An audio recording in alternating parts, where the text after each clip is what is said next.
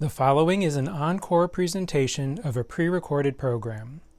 To join one of our many live presentations, please visit cje.net/events, call 773-508-1000, or follow us on your favorite social media platform. I want to welcome those who are here. We're so glad you joined us this morning. My name is Sharon Dornberg-Lee, and I'm with Rosann Corcoran. I am the clinical supervisor with CJE SeniorLife Counseling Services. And Rosann, I'll let you introduce yourself. And I'm the manager of counseling services. I've seen a lot of folks who are here every month. I come and gather. We do this once a month for our community education program, and it's been great to do this on Zoom. We've really been able to reach out to folks and provide some good information, and I'm so excited for today's program. Thank you, Sharon, for taking the lead on this and putting together a really interesting program. And we're so glad all of you are with us today. As Rosann said, this is our monthly community education series called Insights on Aging. And for May, we're doing a mental health checkup, which of course will be entirely confidential. And we're doing that in honor both of the National Older Adult Mental Health Awareness Day, which was yesterday. And also the entire month of May is Mental Health Month. So in honor of that, we wanted to do this mental health checkup today. And before we get started, we wanted to let folks know about a new format that we're using today. And for those just joining us, we wanted to go over that and let you know that we're using a Zoom format as we always do, but this is a webinar format. And it is different in a couple of key ways. The advantages are considerable in that it makes it easier for us to share information with you after the program and during the program with the evaluation at the end. But also we're able to record this session. We've been getting so many requests from folks that would like to see it again or who were unable to attend live and would like to be able to view it. And we can record this program today, which we're doing, so that folks can view it later on YouTube. And we'll share a link for how to do that in an email after the program for everybody who was registered. And we can record that because it's confidential. So the downside, though, is that we can't see each other today. We can't see those who are attending, and you can't see one another. You can see Rosann, you can see me, but we can't see you and you can't see one another. And so that's what we give up for the confidentiality, that you can't see one another. And therefore we're able to record the program with confidentiality for the attendees, which is required. So the way we're going to communicate is through the Q&A.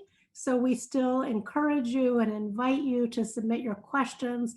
We still want it to be interactive and really hope that you will use that Q&A function to submit questions. We really would love to hear from you in that way as we proceed today. We'll largely be holding the questions, but please submit them as we go along today so you don't forget, or if you have questions as we go along, if they're pertaining to what we're talking about in the moment, if you have a question that needs to be answered right away, we will indeed address it. So again, welcome. We're so glad you're with us. So our agenda for today, we're going to be giving some quizzes to check in on mental health. And one will be about depression, one will be about anxiety, and the third one will be about caregiver stress. And so we realize that last one doesn't pertain to everybody. Not everybody is a caregiver, but we realize that there are some caregivers here, we imagine, and we want to check in for those who are caregivers. And we're defining that broadly. Anybody who is providing care in any way, whether you live with your loved one or not, about levels of stress, especially during this COVID pandemic. We know that mental health is a particular concern. So we wanted to check in and provide these three quizzes today. And you're going to be keeping your own score. Nobody else is going to see it. You don't have to share it with anybody. This is purely for your own information. And then we're going to provide some self-help tips. If you are struggling with mental health concerns or just aren't feeling your best, what are some of the things that you can do to improve your mood, to reduce your stress. And we're going to give you some tips about how to feel better. And even during a pandemic, you may say, well, isn't it inevitable to feel stressed, to struggle with mental health during a pandemic? And the answer is yes, it is inevitable to be struggling, but it doesn't mean that one can't feel better, that one can't get help, that one can't work on improving symptoms that they may be experiencing. Even during at this time of reopening, many people are continuing to struggle, and that's completely normal. In fact, as things are beginning to reopen and people are getting vaccinated, that's giving rise to a whole new set of concerns and anxiety about what is safe and what isn't, and what can I do and what can't I. And so we want to continue to talk about these critical issues. And I should say too that next month, in June, we're going to have an Insights on Aging program on that exact topic of reopening anxiety. We're going to have that program twice, actually. On May 27th, in partnership with another program at CJE Community Engagement, I'm going to be giving a talk on reopening anxiety. And then as part of this monthly series, Insights on Aging, we're going to repeat that program on June 11th. But yes, it is absolutely normal to have stress and to be experiencing some symptoms of anxiety or even depression during this time. And we're going to talk about some self-care strategies, but also if self-care isn't enough, if self-help isn't enough, what are some other resources and ways that you can get help and support during this time? And then we're going to take your questions. And if we still have time at the end, we're going to practice the self-care strategy here during the program today, very briefly. So let's move forward and get started. So first I want to say before we take the quizzes that depression and anxiety are not a normal part of aging. I often hear that, and Rosann, I'm sure you do, from clients. Folks will say, well, isn't it inevitable to be depressed as you get older? Or we'll hear that from folks in the community in general. People will make an assumption that maybe depression is normative as one ages, and it's really a false assumption. In fact, older adults have lower rates of depression. That surprises many people than younger adults, because older adults often, are quite resilient, have developed through a lifetime lots of really good coping skills. So it's quite a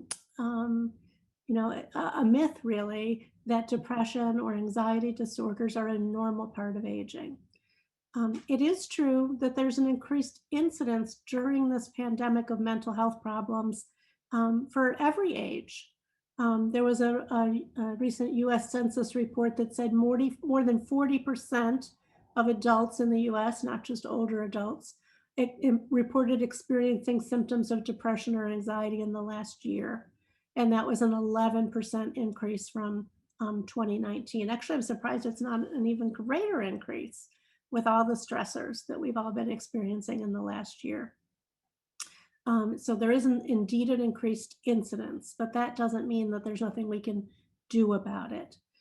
Depression and anxiety are really highly treatable illnesses, and I think often people don't realize that.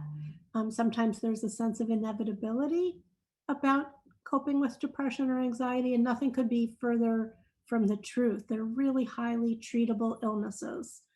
Unfortunately, sometimes as we age, people develop chronic illnesses, things that you can manage, that you can treat, but that you have to learn to live with. Things like diabetes or heart disease come to mind. You can treat them, you can still have a good quality of life, but they're chronic. Things like depression and anxiety, in many, many cases, can resolve with treatment. Not always. Sometimes they're chronic illnesses too. But they're very treatable illnesses, and it's worth it to get treatment if you're struggling with depression or anxiety. And that's why we exist. That's why Counseling Services at CJE exists.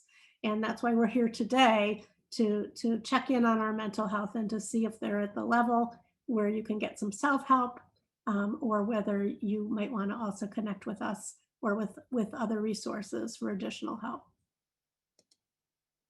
So with that, let's move forward and take these quizzes.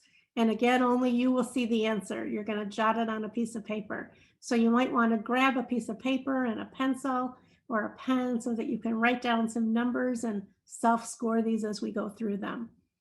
And again, if you have any questions or aren't understanding the instructions, feel free to put it in the Q&A. So the first one is a depression screening. It's called the PHQ-9, 9 because there are 9 questions, and it stands for the Patient Health Questionnaire. And the questions all are going to be asking over the last 2 weeks, how often you've been bothered by any of the following problems. So thinking back over the last 2 weeks, on a piece of paper, I'm just going to ask you to write the number that corresponds with your answer for each of the 9 questions. And for each one, you're going to write 0 if you've been bothered by the problem, not at all. 1 if you've had the problem several days. 2 for more than half the days. Or 3 if you've had the problem nearly every day. And you can see those choices are at the top of this slide as a reminder. So the first one is, how often over the last 2 weeks have you been bothered by the following problem? And I'm just going to ask you to write down the number that corresponds to the answer. So the first one is having little interest or pleasure in doing things. Write 0 on your paper if you haven't had that problem at all in the last couple of weeks. 1 if you've had that problem several days. 2 if you've had that problem more than half the days over the last couple of weeks. Or 3 if you've had that problem nearly every day. The next one is feeling down, depressed, or hopeless. And again, on your paper, just jot down 0, not at all. 1 for several days. 2 for more than half the days. Or 3 for nearly every day. Question number 3, trouble falling or staying asleep, or sleeping too much. Write down a 0, 1, 2, or 3 for the answer that best corresponds to your answer. 4, feeling tired or having little energy. 0, 1, 2, or 3. Having a poor appetite or overeating.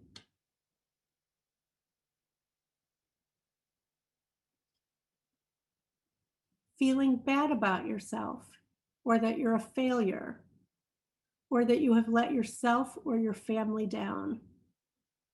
And I know that's a lot, and a lot of these are hard to answer with just a number. It's more complicated than that. But do your best to put down the number that best corresponds to your answer. So 0 for not at all, 1 for several days, 2 for more than half the days, or 3 for nearly every day. Question 7, trouble concentrating on things such as reading the newspaper or watching television. 0, 1, 2, or 3.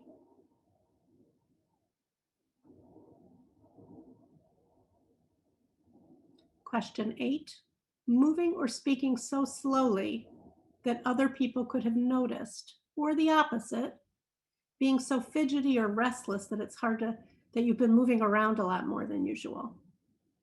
Again, 0, 1, 2, or 3. And finally, a really hard question, thoughts that you would be better off dead or of hurting yourself. And again, a 0, 1, 2, or 3. So I want to now ask you to look at that column. You should have 9 numbers in a column. And I want you to just take a moment and add those up to get your score for this quiz.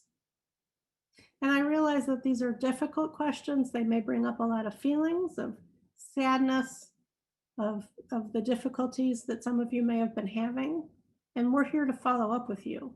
Don't hesitate to call us, to reach out to us, and to follow up with us. That's what we're here for. We're here the rest of the day. You can call and reach out to us, and we will connect with you. And you can reach out to us at any time. And we're going to give you some other resources if you need urgent assistance and can't reach us. So take the time and total your score. And then here's the little answer key. So if your score was a 1 to 4, anywhere in that range, that indicates that you're doing really well. You have minimal to or no depression. So you don't need to follow up. You're doing great in terms of your mood as it relates to depression. You might still want to try the self-help tips. They're good for everybody, whether you're depressed or not. They're good self-care. If you scored a 5 to 9, you might want to consider you're having some mild depressive symptoms. You might benefit from counseling or discussing it with your primary care doctor, or you could just use the self-help tips and see how you're feeling and kind of reassess at that point. If you're in that 10 to 14 category, you are experiencing moderate depression. You should definitely consider counseling. It's clearly indicated, as well as talking to your doctor. It's not an either or, it's a both and kind of situation. In the 15 to 19 score range, you're experiencing moderately severe depression. And you definitely, again, would want to reach out for counseling and talk to your doctor. And in that 20 to 27 degree range, it's severe depression. Don't wait. Consider using the crisis resources we're going to give you today, especially anybody who's having any thoughts about self-harm,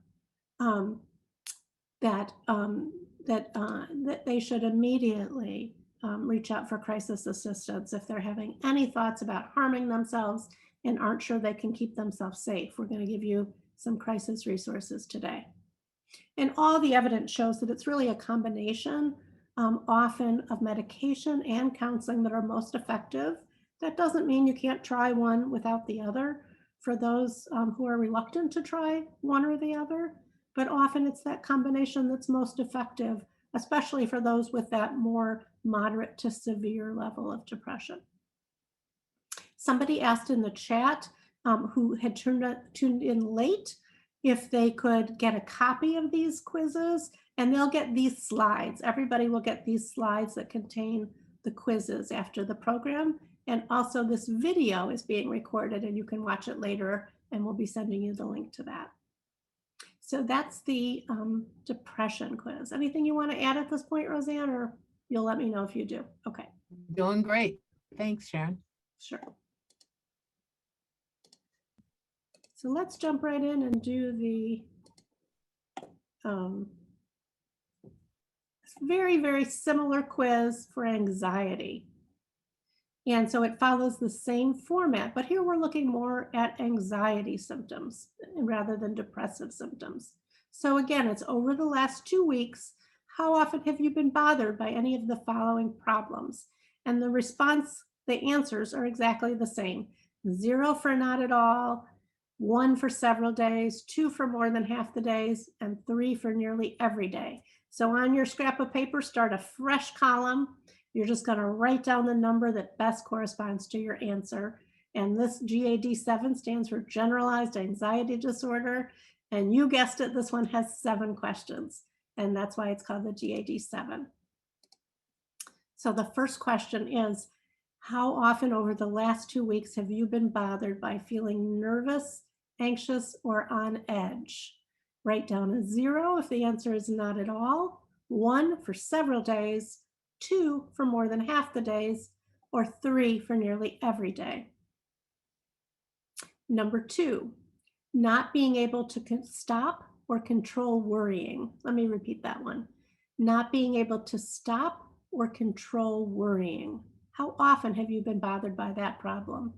0 for not at all, 1 for several days, 2 for more than half the days, and 3 for nearly every day. And again, you're thinking back over the last couple weeks. Number 3, worrying too much about different things, and write down the answer that best corresponds to how you've been feeling over the last couple weeks. 0, 1, 2, or 3. Number 4, having trouble relaxing. 0, 1, 2, or 3. Number 5, being so restless that it's hard to sit still. 0, 1, 2, or 3.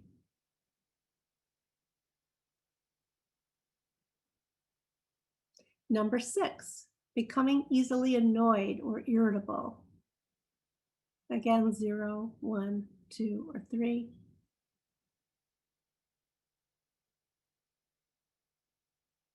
And finally, feeling afraid as if something awful might happen. A 0, 1, 2, or 3. And again, I just want to acknowledge that talking about anxiety sometimes brings up feelings of anxiety. People might feel themselves even feeling a little panicky if you struggle with that. So take a moment to take a breath. You're doing something really good here to take care of yourself by doing this quiz and acknowledging the feelings and making room to just sit with them. And we thank you for being here and knowing that this can be difficult to do. And just take a moment now and add up your score. So that column of 7 numbers, add it up. If you have 0 to 4 as your total score for the last 7 questions, you're doing great. You have very minimal anxiety. Again, some self-help strategies are a great way to continue to take good care of yourself, but you're doing great. If you scored a 5 to 9, you are having some mild anxiety. And if you think counseling would help, you might want to consider that or talk to your doctor, or you could use the self-help strategies and see how you're doing. In that 10 to 14 range, you are having moderate anxiety, and it is clearly indicated to consider counseling, to talk to your doctor, or even to consider using the crisis resources if you feel like you need them. In that 15 to 21 category, you're having severe anxiety. You're probably really, really struggling. And it's clearly indicated for you to seek out counseling, to talk to your doctor. And you shouldn't wait. If you're struggling to that degree, we really hope that you will reach out for the support and help that's available to you. And again, to use the crisis resources as needed. And sometimes people are really hesitant to use things like a warm line, which we'll share with you later and talk about. But warm lines, other crisis lines are generally for, just like they sound, for people who are in crisis, that somebody may be feeling suicidal, that they may need immediate help. A warm line is intended for somebody to reach out just because they're feeling alone, because they could use some reassurance or support, or just, a kind voice at the other end of the line.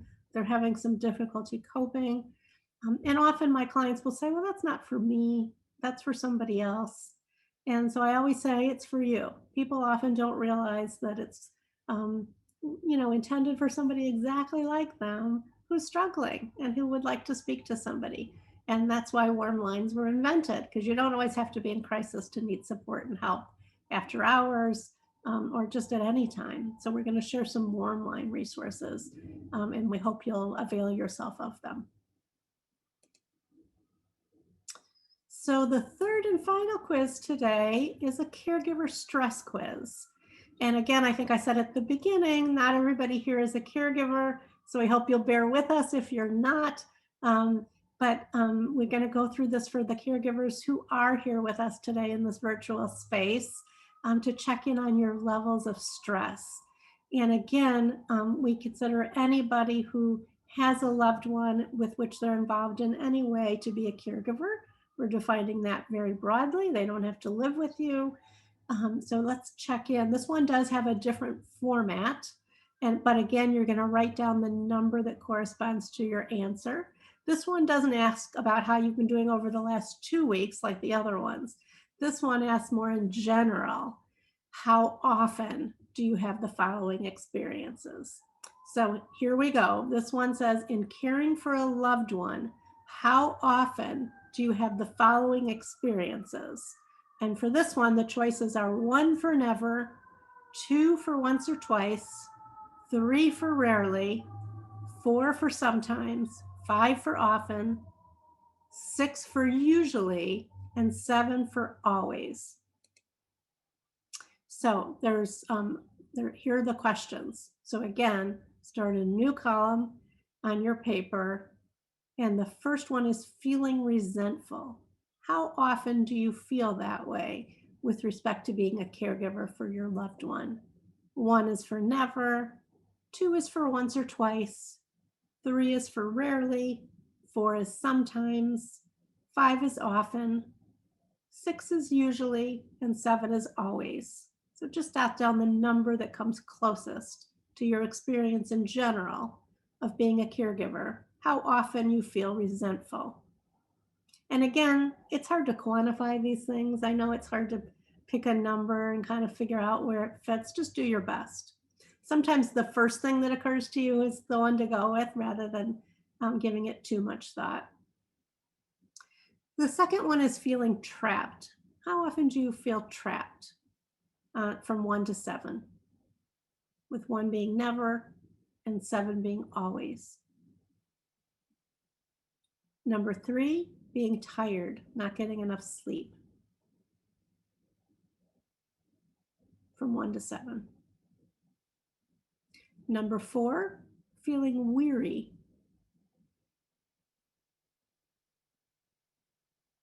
Number 5, feeling troubled.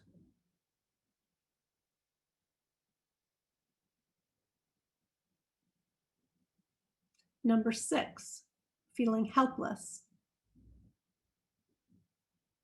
That's a difficult emotion, isn't it? Feeling helpless. Number 7, having a poor appetite, or the opposite, overeating. From 1 to 7. Number 8, feeling disillusioned. Disillusioned, how would we define disillusioned? Feeling negative about things, feeling kind of jaded or pessimistic, I guess might be another way. Number 9, feeling useless. And from 1 being never to 7 being always, put down the number that best corresponds with how you're feeling with respect to caregiving. Number 10, being utterly drained of feeling. So sort of feeling flat, not feeling anything. From 1 to 7. Number 11, feeling burned out. I think we all know that feeling, especially with respect to caregiving, feeling burned out. Number 12, being unhappy. From 1 to 7, put down your answer. Number 13, feeling anxious. Number 14, feeling rejected. And take a moment now to add up your score. And these are bigger numbers, right? Because there were 14 questions in a range of 1 to 6. It might take you a minute to do the math. So if you want, you could even do it later. But let me tell you what the scores mean, and you might want to jot that down if you're going to do the math later, or you could take a moment to score it up now and do your math. If you got a 60 or less, it means you're in good shape. So you can get a fairly high score because some of these emotions are absolutely, unavoidable and expectable and normal when you're caregiving. So if you got 60 or less, you're in good shape. You're having some stress. Every caregiver has some stress, but generally speaking, according to this quiz, which comes from AARP, by the way, you're in good shape. That doesn't mean you shouldn't practice self-care or you couldn't benefit from counseling or support. You should absolutely avail yourself of those things if you feel you would benefit from them. If you got 60 or above, 61 or above, I should say, then the stress is beginning to get to you. That's sort of the dividing line. 61 or higher, the stress is beginning to take its toll of being a caregiver. And at 90 plus, you're really living with high levels of caregiver stress. And we really, especially at that level, hope that you will reach out for additional support. That's what you might call the caregiver burnout level, according to this quiz. Did you want to add something, Rosann? I just wanted to take a second maybe to talk about the screening tools and the nature of a screening tool, Good. that we're well aware that these are not accurate. These are not going to pinpoint exactly someone's level of stress or anxiety or caregiver distress. We want to acknowledge these are screening tools. They are absolutely recognized and have some validity, and we're aware that researchers are using them, but more testing, more conversation is needed. This just gives us an idea. Is something going on or not? So it's a nice way to kind of put a name to the issues and identify what the symptoms might be. But we're well aware these are simply screening tools and nothing more. Thank you for adding that. It's such an important point. So I'm going to shift gears a little bit now away from caregiving to coping in general, and particularly coping during this time of the pandemic, and some ways that we can all kind of take care of our mental health, particularly during this time. And somebody asked if they can share the recording. Absolutely. That's why we're here. We'd love for you to share this information with anybody. And with this confidential format, you can share it as widely as you like. So we want to talk about some healthy ways to cope during this pandemic, but it's also good advice in general, I think. And this is called FAST. If you look at the initials going down vertically, I had to think about that for a minute. So the F in FAST stands for focus. Focus on what you can control. That's a good mental health advice during any time, but especially during the pandemic. A stands for avoid unreliable information. I think that's good general advice too in this digital social media age and 24-hour news cycles, to avoid unreliable information. We're all inundated, right? And if we listen to everything we heard and read and saw, it's scary during this time, right? So what are the sources of information that we really trust and that we can kind of fact check and rely upon, so we're not just constantly overstimulated? The S stands for seek support, right? We all need each other. We've learned during this last year that we're all vulnerable to each other's behavior, right? We've had a powerful lesson in disease transmission. We're all vulnerable to one another, but we also need one another. We need to support one another and care for one another and rely upon one another. So seek support. And then finally, take a breath. How important is that? To remember just to breathe, take a breath, and to slow things down when we're feeling stressed. So that's one coping tool, FAST. And the reason it's an acronym or a mnemonic is so that we can remember it, so that we can think, what is that again? FAST. F for focus, A for avoid, S for seek, and T for take. So remember those 4 steps when you're feeling stressed, so that you can take care of yourself.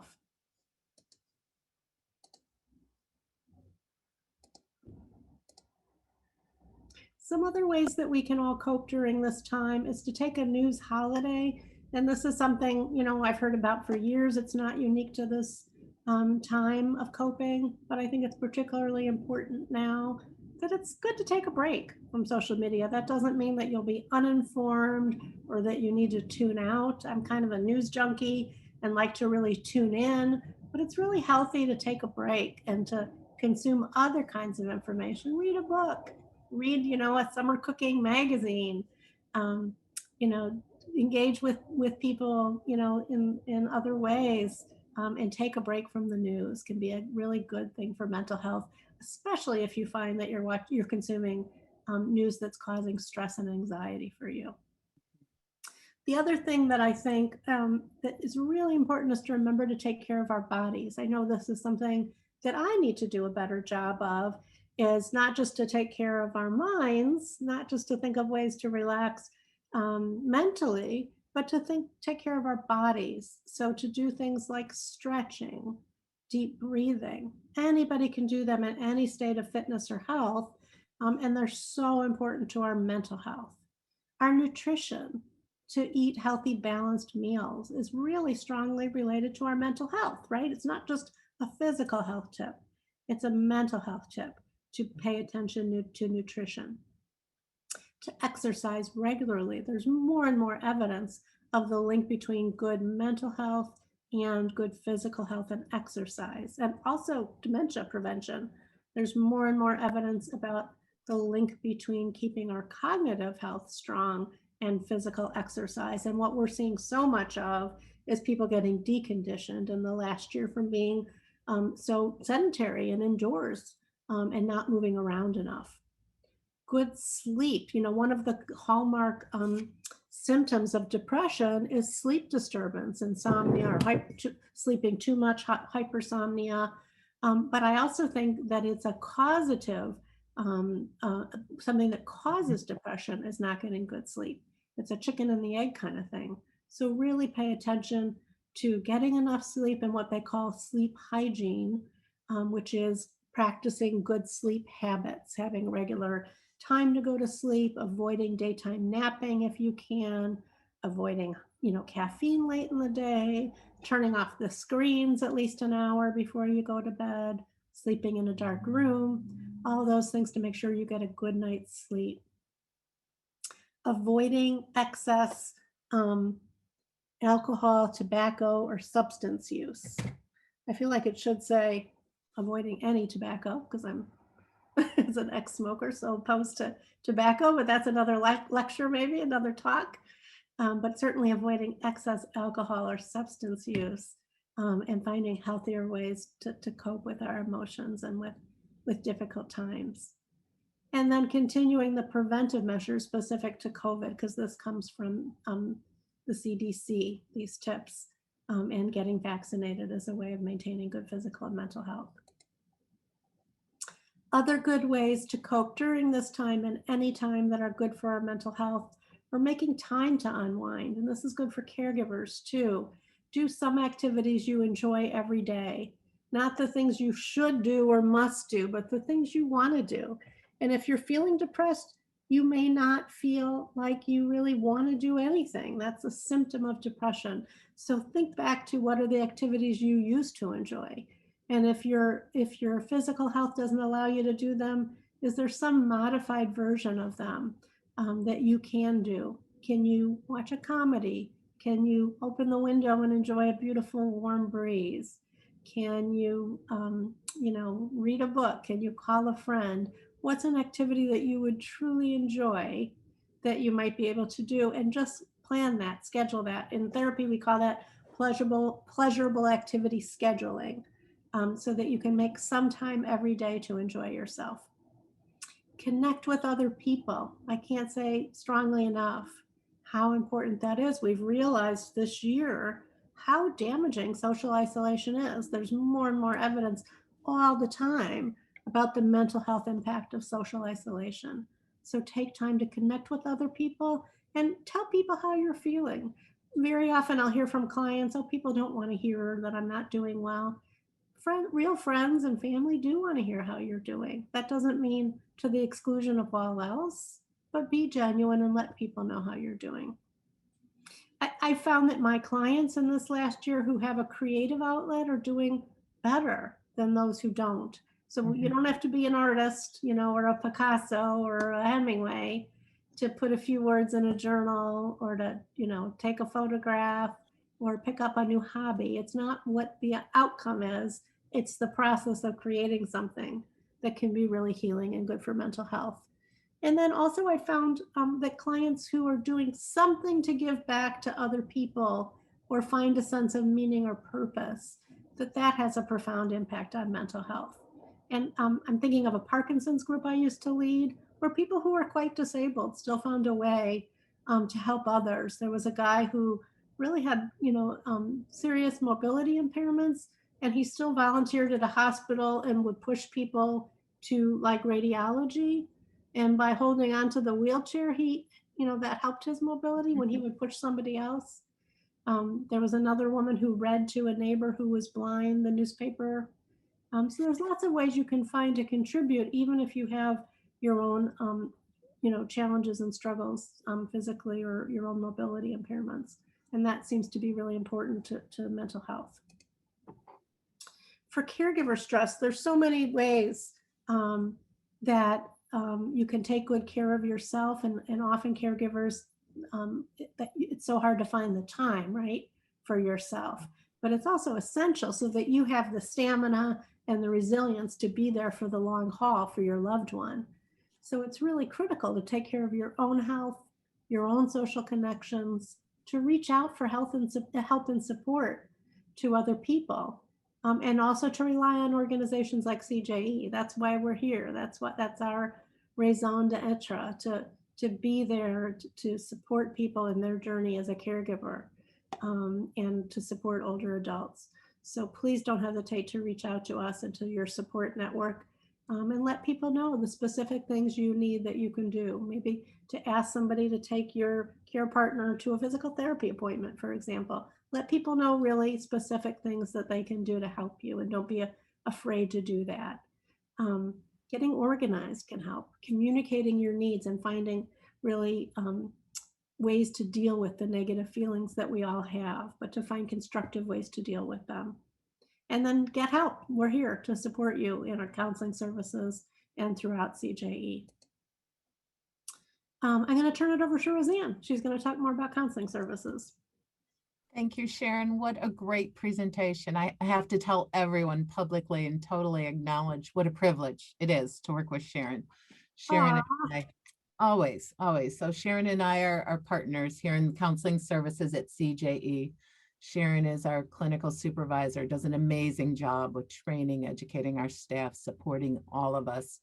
And I'm the manager of counseling services. So if you call for services, I'm generally going to be at least the second person that you talk to. Happy to meet you, to help, to figure out what your needs are, to figure out how we can be helpful, and or to find the right service if we're not the folks. But basically, we want you to know psychotherapy, counseling, therapy, all of these can be provided by a social worker, a professional counselor, or a psychologist. At CJE, in our program, our counseling services are provided by licensed clinical social workers. In normal times, pre-pandemic, we would provide office and home visits.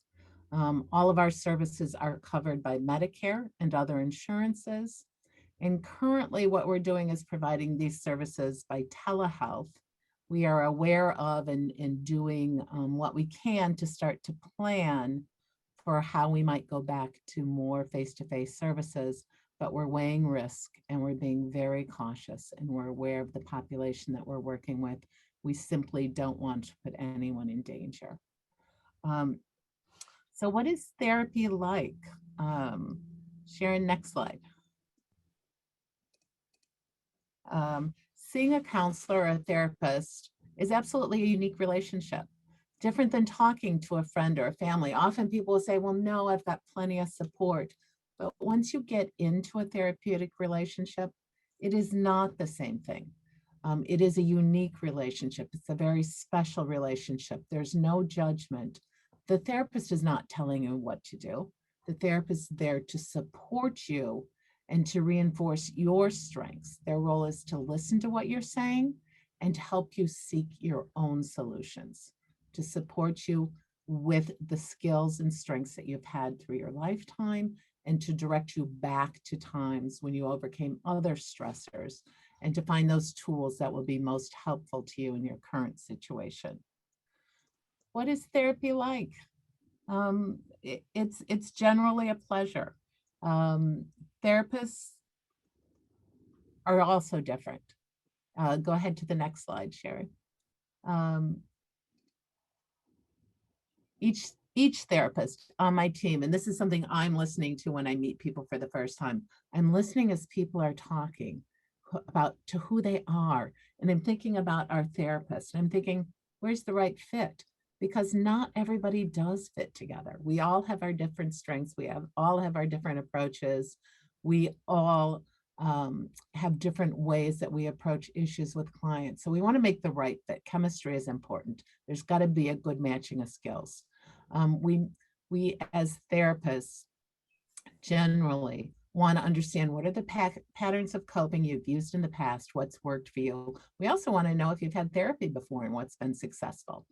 We may want to understand how losses or challenges that you faced in the past may be reawakened by the losses and challenges that you're experiencing today. What's happened? What's caused this reaction? Might there be something in the past that has triggered such a strong reaction? Certainly, we all have history, and we all can get triggered by something happening today that reminds us of something that happened before. And that's not to say that we're going into deep psychoanalysis and we're going to unpack everything from the past and lay it out and look at it. That's absolutely not necessary. We're going to meet you where you're at, what your comfort is, and figure out what you need from us. One of the things we may do is we may have you do some homework. We're not going to have you do homework if you're opposed to it. If you absolutely have an issue with homework and you say, no way, I'm not doing anything, but we may not give you the written homework then, but we're going to encourage you to walk out the door, practice what we talked about, and then we want you to come back. So your homework may not be formal, but it's certainly going to be informal. You've got to take what we're talking about and put it to use. You've got to go out there and try it, come back and talk about what worked, what didn't work, why it didn't work, and we would unpack that together. We'll look at that together in the therapeutic session. What was successful? Why did it work? What was familiar about it? How did it fit with you and who you are? And what didn't work? And did I, as a therapist, miss the boat entirely? Was this just not the right assignment? That's all good work to do together. We want to look at that. We want to know when something doesn't fit. This list of resources that we're sharing now, and that'll come in the PowerPoint presentation that we're going to send out. And by the way, we're aware the presentation, the formal notes from this session will come to you sooner. I believe at the end of the session or right after. But to get the recording, you're going to have to give us some time. We have to do a little technology. We got to go behind the scenes and pull it out of the cloud, bring it down, put it onto YouTube. So give us a little time on the recording. But what we want you to know are that there are resources available. Sharon mentioned Warm Lines. The Friendship Line is an incredible resource. We refer and use this Warm Line all the time. It's a national resource, well recognized. They're great. Friendship Line, you cannot go wrong with it. The number is listed there on the screen, 800-971-0016. Then JCFS has a Warm Line. They're our local sister agency, a wonderful organization. Their Warm Line is open in the more business hours, so it's a little more limited, but again, a great resource. Illinois now has a Warm Line. That number is on the screen. And then, of course, the crisis lines. We have to think about, we have to be prepared for when the Warm Line is not enough. We use these crisis lines. We give them to the folks we're working with when we're not available. These are people who really know how to help you through a crisis. So we've got the National Suicide Prevention Lifeline. If you or someone else you know is in crisis, if they're talking about not wanting to live anymore, if they're talking about an active suicidal idea, please give them the Suicide Prevention Lifeline. As well, NAMI has a Chicago helpline, which is a local line. We're all aware of NAMI National as well, but NAMI Local is great. So there's a Chicago helpline, and that again is also on the screen here. We want to be sure that folks are aware of and know that these crisis lines and Warm Lines, amazing resources. We share them with all of our clients and have very good results from folks using them. So I think the next, Sharon, you can go ahead and add that in, Sharon. You just wanted typo on the Friendship Line that it says it's 24/6. It's 24/7. Sorry about that. 7 days a week. 24/6 would be a little bit limited, wouldn't it? Wouldn't quite get us where we're going. So what we wanted to do, and I'm aware we don't have a lot of questions lined up. So I see if you put them in right now, make sure to put in your questions. Yes. Yeah. Put in your questions. Otherwise, we'll keep going. We've got 10 more minutes. So we do have some nice exercises that we'll give to folks. Be aware that your questions are anonymous. So you can go ahead and ask anything that you want to ask in this format. I am going to put in my contact information as well. I know that on our final slide, we have CJE's main number, which is 773-508-1000. We want folks to have that. But I also want folks to know you can pick up the phone and get through to Sharon or I at any time. You can ask for us when you call that 1000 number. We're happy to call back and talk to folks. I see one question, is CJE available in Las Vegas? Wow.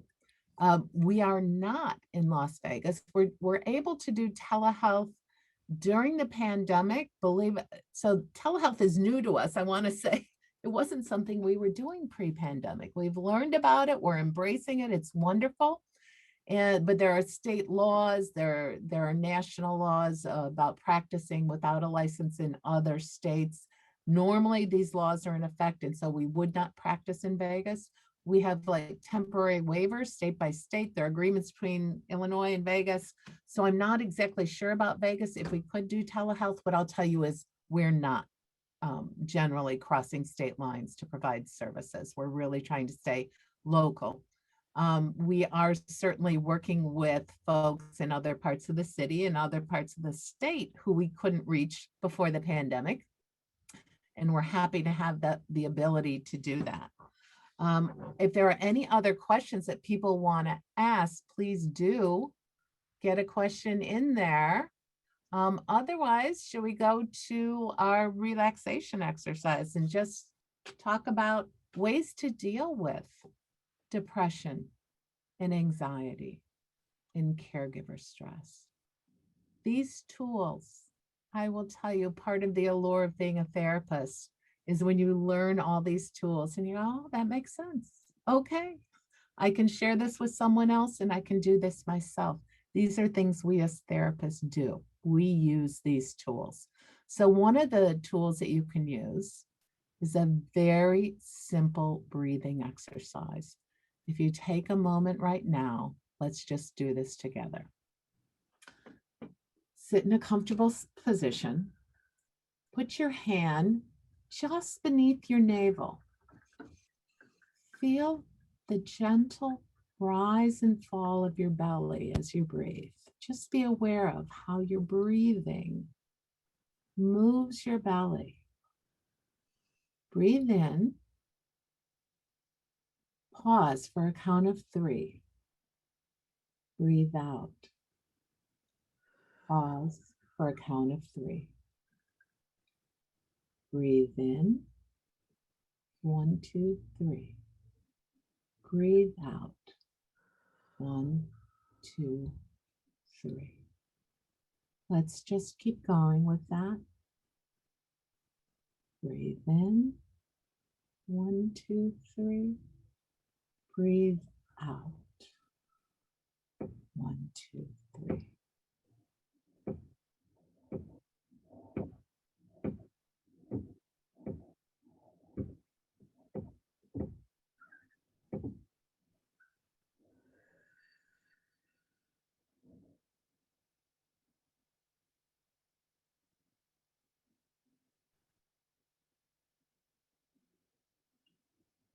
Let's come back. Think about how that felt. Think about what happened in your mind. What happened in your brain? You were focused on your breathing, and it takes your awareness away from the worry or sadness. It's really amazing how focusing on breathing can just change our body chemistry. It's one of the simplest, most reasonable, most accessible tools that we have. Here's another one we can try. Again, sitting comfortably. Take a few slow, deep breaths and quietly repeat to yourself as you breathe in, I am, as you breathe out, at peace. I am at peace. Breathing in, I am. Breathing out, at peace. Can you feel your body relaxing? Can you feel the change? Be aware of the support of your chair. Think about your feet on the ground. Just come into the moment. Come into where you're sitting. Just these simple exercises can center us, can change our heart rate, can change our brain waves. Just really simple tools we can use. So here's another great one. When you've got a few minutes, we're going to count slowly from 10 to 0. With each number, we're going to take one complete breath, inhaling and exhaling. So we're going to breathe in on the count of 10, we're going to breathe in and breathe out. Then on 9, breathe in,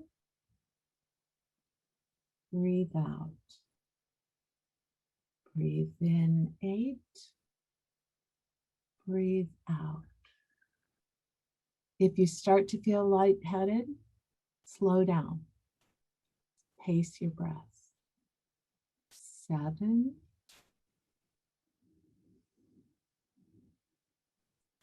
6, breathe in, breathe out. 5,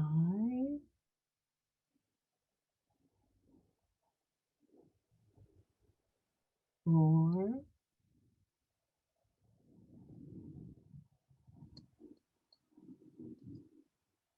3,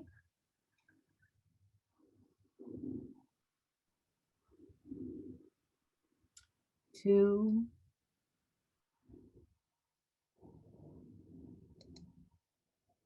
and 1. Hopefully you're coming to a place of relaxation. We've talked about some really difficult issues. We hope that this had meaning to you. We hope that you got something out of it. If you're interested, want more information, please reach out. It's what we're here for.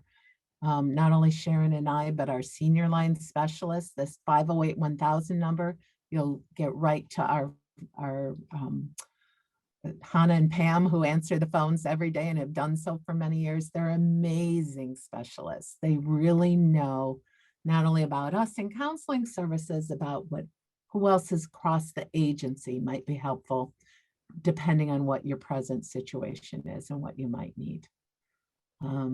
We did want to mention again, counseling, we're here, we have capacity. We do not have a wait list at this time. We're doing telehealth sessions. We're able to do a video connection. We're on Zoom just like this. We can see you, you can see us. It's a great connection. But if you don't have the technology for this, that's fine. We can do it on the phone. So we actually are able to talk to and connect to folks and provide therapy on the phone. And both options have been working amazingly well for all during the past year. Sharon, is there anything else you wanted to add? Just to thank folks for being here. We hope you'll be in touch if we can be helpful to you, either specifically in counseling services or at CJE, as Rosann mentioned specifically. I think that the survey